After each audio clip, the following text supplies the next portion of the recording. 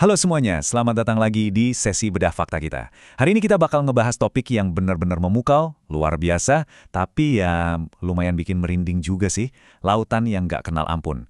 Kita bakal ngupas tuntas dua ancaman utama yang selalu mengintai di samudra lepas. Di satu sisi, kita punya konsekuensi tragis dari kesombongan dan kelalaian manusia. Tapi di sisi lain, kita juga bakal menyelami fenomena alam tak kasat mata, yang benar-benar menakutkan, yang diam-diam bersembunyi, tepat di bawah permukaan air. Nah, pertanyaan intinya buat kalian hari ini tuh gini. Apa sih yang sebenarnya lebih berbahaya? Kesalahan dari manusia itu sendiri atau murni murkanya samudra? Buat cari tahu jawabannya, kita bakal sandingin sebuah tragedi bersejarah dari tahun 1854 dengan fakta-fakta sains kelautan yang bekerja tanpa ampun. Oke, mari kita selami ini. Ini dia agenda kita hari ini. Pertama, ambisi di balik SS Arctic. Terus yang kedua, kesalahan fatal dan bencana. Ketiga, pelajaran kelam. Nah, abis itu kita beralih ke sains di poin keempat, teror maelstrom, dan terakhir, ancaman gas bawah laut. Kita mulai dengan bagian pertama, ambisi di balik SS Arctic. Kebutuhan akan kecepatan di atas keselamatan. Jadi, balik ke tahun 1850-an, ada maskapai pelayaran Amerika bernama Collins Line yang ambisinya tuh bener-bener menggebu-gebu. Mereka terobsesi banget ngalahin kompetitor buat bikin kapal uap terbesar dan termewah di dunia. Tapi disinilah letak ironi dari desain kapal masa itu, Collins Line ini pakai mesin uap raksasa yang boros banget batubara demi dapat kecepatan maksimal. Masalahnya? Lambung kapal mereka cuma terbuat dari kayu yang relatif lemah. Sementara itu saingan mereka, Cunard Line dari Inggris, justru punya reputasi yang jauh lebih aman. Kenapa? Karena mereka pakai lambung besi yang tangguh, walaupun emang kapalnya jadi berlayar lebih lambat. Nah, ini dia akar bencananya. Kemewahan dan kecepatan benar-benar diprioritaskan, sementara standar keamanannya dikorbankan. 10 hari. Coba bayangin cuma butuh 10 hari buat kapal-kapal Collins Line ini nyebrang Samudra Atlantik dari Liverpool ke New York.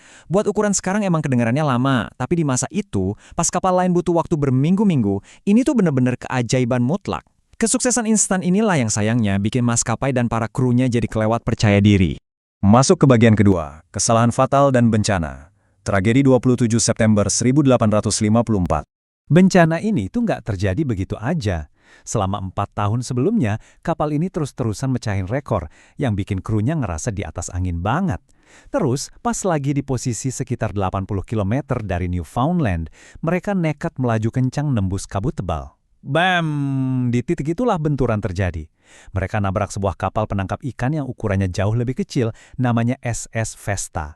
Dan semuanya terjadi super cepat. Cuma dalam waktu 4 jam, ruang mesin langsung penuh air, ketel uap mati, dan kapal legendaris ini pun mulai tenggelam. Jadi, poin krusialnya di sini tuh rentetan kesalahan manusia yang benar-benar fatal. Pertama, mereka ngebut di tengah kabut pekat tanpa waspada sama sekali. Kedua, nggak ada teknologi pelacak kayak sonar atau radio, mereka murni cuma ngandelin kode Morse. Terus yang paling ironis, karena SS Arctic ini kapal raksasa, sang kapten malah sempat-sempatnya nawarin bantuan duluan ke kapal kecil SS Vesta itu. Mereka sama sekali nggak sadar kalau lambung kayu mereka sendiri udah bolong parah tepat di bawah garis air laut. Air udah masuk deras banget dan nggak bisa dihentikan lagi. Lanjut ke bagian ketiga, pelajaran kelam, kekacauan, dan harga dari sebuah kesombongan. 6. Cuma 6. Waktu air mulai nenggelamin ruang mesin dan kapal raksasa itu mati total, kepanikan massal langsung pecah. Kenapa? Karena satu fakta matematis yang mematikan ini. Kapal segede SS Arctic ternyata cuma diwajibin bawa 6 buah sekoci sama hukum laut waktu itu. Masalahnya, 6 perahu kecil itu secara total cuma bisa nampung 180 orang. Padahal total penumpang dan kru di atas kapal ada 400 orang. Ini kan hitung-hitungan yang dari awal udah mengutuk separuh penumpang sebelum kapal berangkat kan? Kengerian aslinya benar-benar terjadi di atas geladak. Ada kutipan yang bilang, kru kapal menjadi beringas dan melupakan semua etika, tidak lagi memprioritaskan wanita dan anak-anak. Insting bertahan hidup benar-benar ngambil alih semuanya. Kru kapal malah ngerampas sekoci, ninggalin banyak wanita dan anak-anak tanpa ampun. Keputusasaan memuncak sampai banyak penumpang yang nggak kebagian sekoci nyoba bikin rakit dari puing-puing kapal yang mengapung. Ujung-ujungnya, sang kapten yang awalnya ikut tenggelam bareng kapal secara ajaib berhasil selamat. Dan dia jadi salah satu dari hanya 85 orang yang selamat dari tragedi itu. Kematian ratusan orang ini jelas bikin publik marah besar dan media ngecam habis-habisan. Tapi fakta pahitnya, butuh waktu 60 tahun lagi.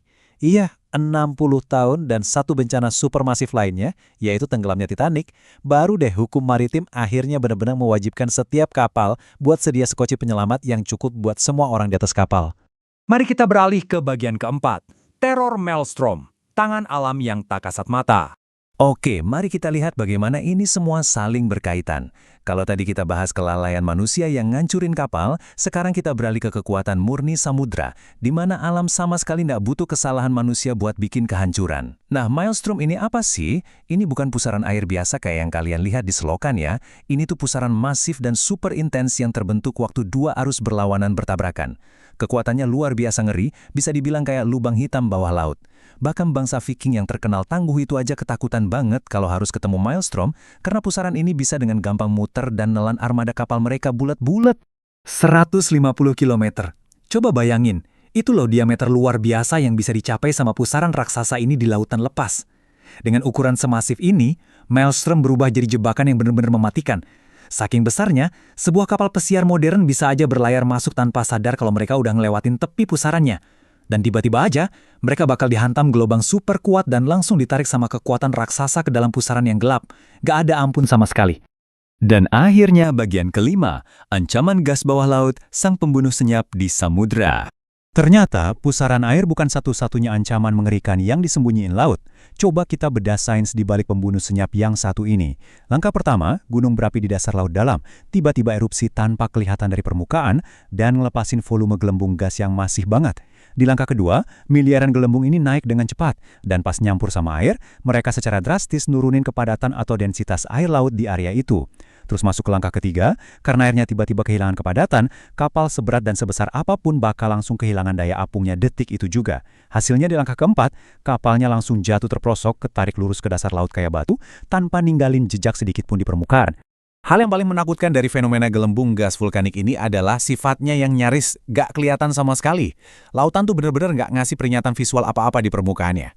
Dalam hitungan detik, laut yang tadinya kelihatan tenang, mendadak berubah jadi cairan ringan yang gak mampu lagi nahan bobot perahu. Bener-bener merenggut kemampuan fisik dasar kapal buat mengapung. Kebayang gak sih? Semua kecanggihan teknologi manusia mendadak gak ada artinya sama sekali kalau dihadapkan sama perubahan molekul yang simple tapi super mematikan ini. Sebagai penutup sesi bedah fakta kita hari ini, saya pengen ninggalin kalian dengan satu pertanyaan buat direnungin.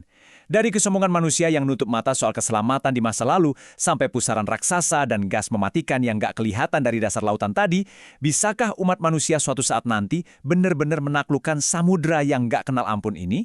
Atau sekuat apapun baja dan secanggih apapun teknologi yang kita bikin, kita bakal selalu berada di bawah belas kasih alam? Silakan kalian simpulkan sendiri dari fakta-fakta yang baru aja kita bahas.